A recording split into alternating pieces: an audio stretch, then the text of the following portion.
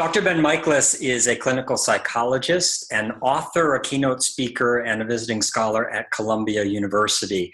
And you may have seen him on one of his many media appearances talking about mental health issues.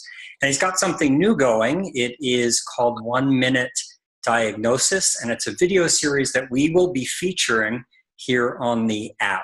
And that's why we're going to talk to Ben today, and it's great to have you, Ben. Thanks. Thanks for having me, Jordan. So let's take a quick look at one of the 1 Minute Diagnosis videos that we're talking about. To be diagnosed with generalized anxiety disorder, a person's anxiety and worry must be associated with at least 3 of the following symptoms. They feel restless, nervous, or on edge. They are easily exhausted or worn out. They have difficulty concentrating on everyday activities, or their mind goes blank. They are irritable and easily annoyed or angered. They experience muscle tension. They have difficulty falling asleep and staying asleep, or they become restless and experience poor sleep. And that's generalized anxiety disorder in a minute.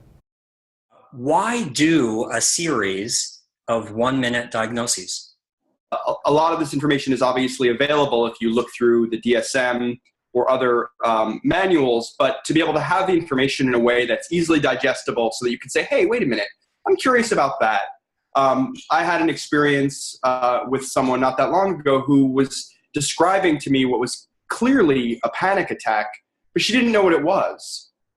And I thought if there was some way to put this information out there so that people can just get it instantly, I thought it would be really helpful for people.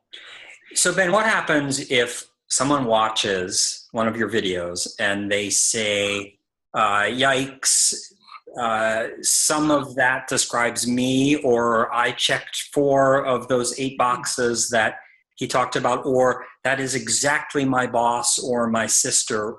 What do you do with that information?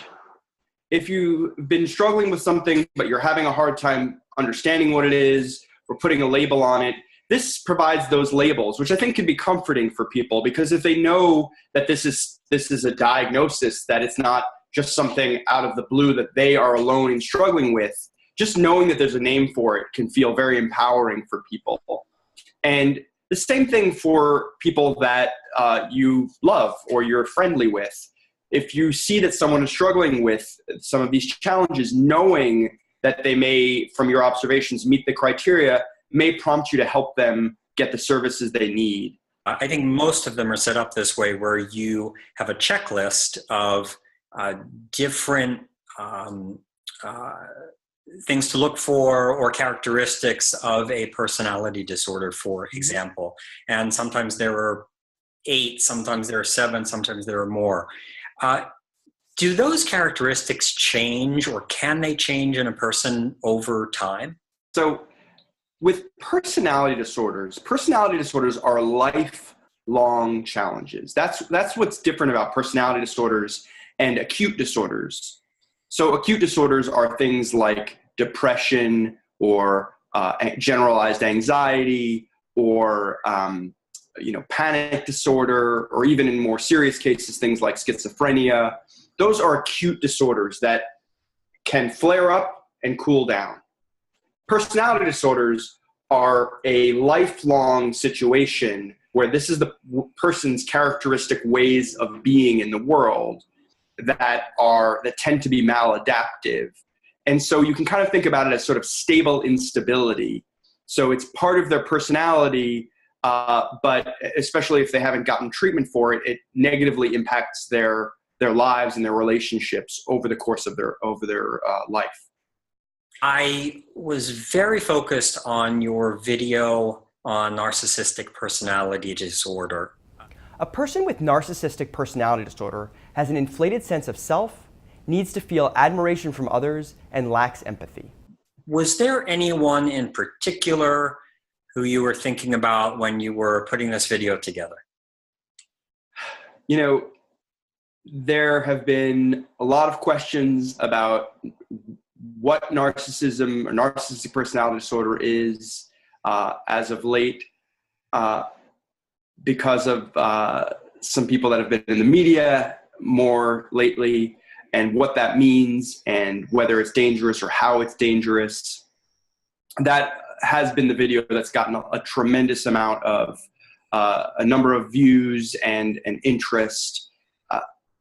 Because when you have a personality disorder like that, it certainly can negatively impact you and the people that you are responsible for.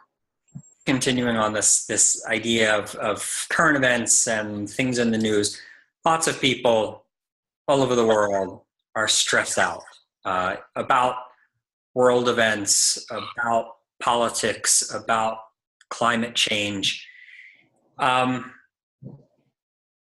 Big question, but since I have you on, and since you think about these issues a lot, some advice to deal with what seems like a fire hose of stress that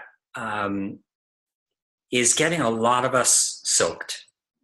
The main way to do something with these challenges is to take action. And so if you are feeling overwhelmed by some of what's happening in the world, choose one or two things that are most dear to you and take action on them in some way. It doesn't have to be a massive action, but just knowing that you're doing something to help address these issues and make the world a better place is significant, and it can feel a lot better to you. I assume you would agree that having some people in your life to help you to do this, who are there as supports, just people to vent to, not a bad idea, right? Absolutely. I think that having good friends, having good social structures, having good, obviously family if you can, and other things that help to relieve stress are critical, because look, we can't get through life alone. Life is a team sport, and knowing that you've created a community around you is one of the best factors for reducing stress and mental health in general. If you don't mind answering, what stresses you out? It's a good question. What stresses me out? I stumped you with this one. Well, I tend to think that when I'm stressed, it has to do with like some system that is not being taken care of. So if I find myself stressed, I usually think, am I tired? Am I hungry? Am I thirsty? And the answer is almost always yes. And so there are things that stress me out, but it's usually when some other physiological stressor is putting me in a more vulnerable place to be stressed. And so just taking care of those things, sleeping well, eating well, taking care of your body has a tremendous impact on taking in potential stressors and your capacity to deal with them.